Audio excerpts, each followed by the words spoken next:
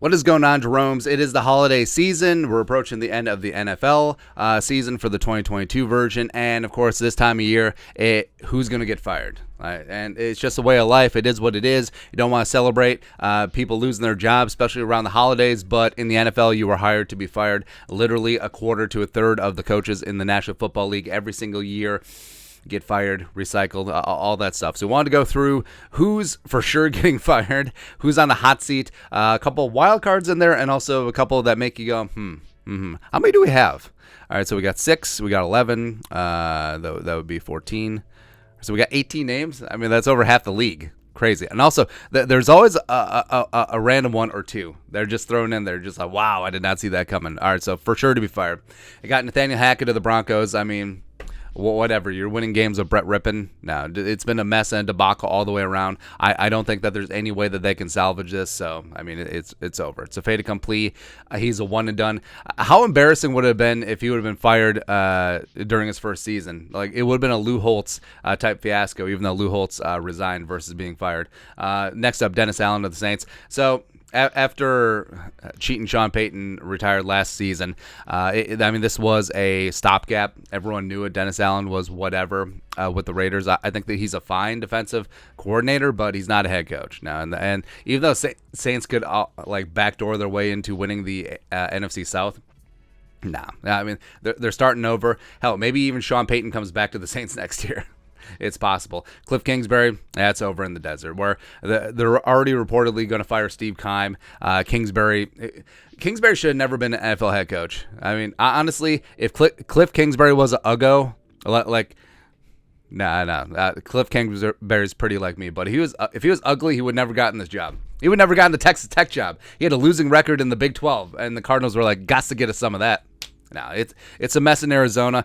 Kyler tore up his knee. Kingsbury's going to be fired. Keim's finally going to get the axe, and so I don't know.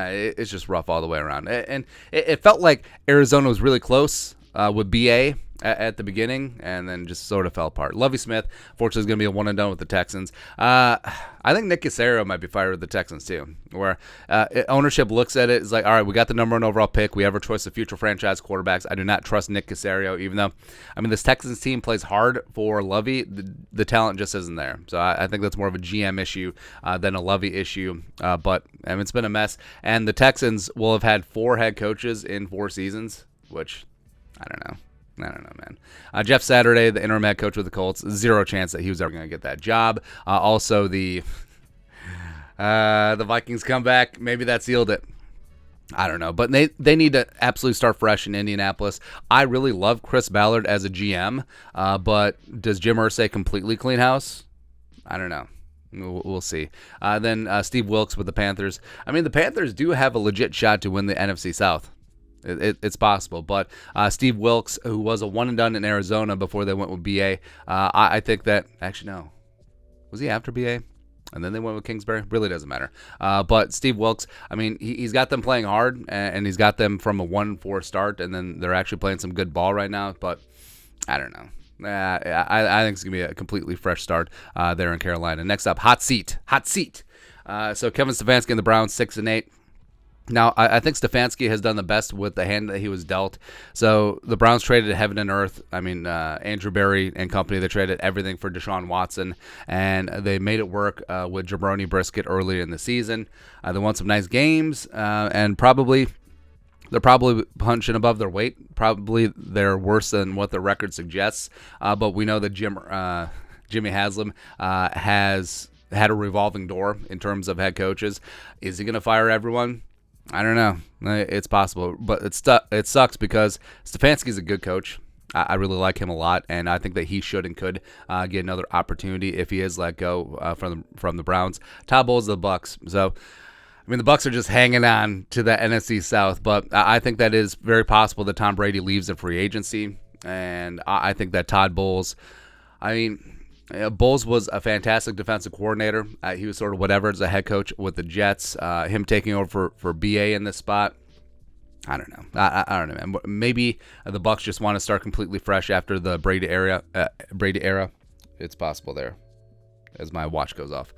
Then Josh McDaniels of the Raiders. So, I mean, the Raiders have improved it did seem like Josh McDaniels was going to be a one and done early on. He's gotten the vote of confidence from ownership for whatever that's worth. But I mean, maybe that crazy miracle win helped save his ass. It's possible. Arthur Smith, the Falcons. So after 2 years, could you say that the Falcons are appreciably better or worse? And I think that it's just really frustrating that they never fully utilize their top talents. I mean, you have Kyle Pitts, you have Drake London, and whether it's Mariota, whether it's whatever, they just weren't being utilized, man. So I don't know. Maybe Arthur Blank seems like a pretty patient dude, but I don't know. Brandon Staley, the Chargers. So, I mean, Staley was in trouble early on. Chargers are still 8-6, but just because you make the playoffs, the Chargers, I believe, are the 6th seed right now, so they're firmly in the playoff places. Just because you make the playoffs doesn't mean that you won't be fired. I mean, we've seen that many times. And also, the Chargers were 14-2 when they fired Marty Schottenheimer, but that was more of a power struggle between him and the GM A.J. Smith at the time. But Staley, I mean, young, bright defensive mind, maybe isn't as simpatico with Justin Herbert as you would like. And also, I mean, the return of Sean Payton is just lurking over everywhere. And, of course, the Chargers would love Sean Payton, and Sean Payton would love to be with the Chargers because you get Justin Herbert. You already got a tailor-made future franchise quarterback. So, I don't know. That is something to watch, especially if the Chargers charger it the way that they've chargered it before. Next up, the wild cards. So our guy, Rob Salah, where the defense is legit. The defense is ready for prime time, but they're 7-8. They're probably going to miss the playoffs. They can't find a quarterback. Zach Wilson is Garbaggio. Mike White, I don't know. I don't know at this point. But can you put that all in Rob Salah? Like, they have to make a change at OC? It's possible, but I don't think that Joe Douglas would fire him. I think Rob Salah is a very solid leader of men, but I guess never say never at this point. Matt LaFleur, the 12-year-old boy with the Packers, where, they're finally not having success. Oh, look what happened, blah, blah, blah. And the Packers, as much hype as the media is putting on the Packers, like, oh, maybe they'll come back and make the playoffs, blah, blah, blah. No. The whole relationship with Rodgers is dead and gone. The offense has been moribund, and he's supposed to be the offensive genius. Apparently, Davante Adams was the straw that stirred the drink on this offense. So I think that they need to take a look at that. And I don't think that they would make any rash decisions. But, I mean, if they trade Rodgers, I mean, all bets could be off. Vrabel with the Titans. This one's a wild card because... So they fired their GM, John Robinson, and it did seem like it was a power struggle there. Vrabel's going to be taking over. They'll probably install just a toady as a GM who answers and grovels to Mike Vrabel. So I don't think this is going anywhere. But also, I mean, if the Titans blow the division and they lose it to the Jaguars, and then you go back to Todd Downing getting a DUI and then just having a whole mess of issues around the Titans, like maybe ownership just wants a complete fresh start and a restart. Maybe they get rid of Tannehill. Maybe they trade Derrick Henry if it's possible this offseason, and maybe they just completely implode it and reset. Weirder things have happened. Things that make you go, So Sean McVay, the Rams are 4-10, and the Rams' future is really effing bleak. Not gonna lie. So Matthew Stafford says he's not retiring, so that kind of sucks for them. And they do have a way to get out of his contract, but Stafford is old. He's washed. Aaron Donald is getting up there in age, and Aaron Donald's already talked about potentially retiring as well. Ramsey's getting up there, and with McVay, I mean, all the rumors of him getting a really sweet deal with Amazon or some other TV network, maybe it's time. Maybe it's time for him to bounce. He's already got the ring. He's got the beautiful wife. He's got he's got some cash, and now he can just sign up for some lucrative TV deals for a couple of years, pick and choose his spot for when he returns, have it be the absolute perfect situation, and it might be time to bounce. It might be time to bounce in La La Land. But also, they have 0 draft picks, so that's tough.